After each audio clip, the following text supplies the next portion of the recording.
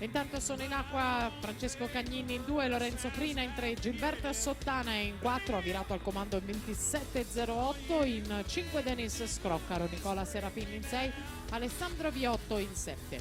Per la seconda batteria Paolo Fava in 2, Ljubko Angelovski in corsia 3, Robert Svogar in 4, Mattia Santi in 5, Nicolas Marconi in 6, Alessandro Meucci in 7.